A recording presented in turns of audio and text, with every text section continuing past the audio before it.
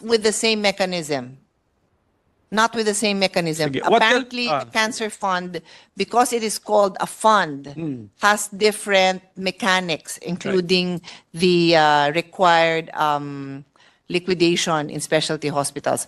Yeah. Other programs, DOH delivers, they deliver commodities. So it's as simple as that. They deliver drugs to the different to the different outlets, and it's given to the patient. That's it. It's as simple as that. But this one, the Cancer Fund, Yes. has other protocols, the liquidation, and then hindi marirelease ulit. Yes, yes. Okay. Basta this is parang a sinking fund nga na it operates like PhilHealth. Nababayaran yung, di ba? Nababayaran yung nakakalibre si pasyente. That's the Cancer Fund, tama? Ang expectation ni pasyente accessing the fund is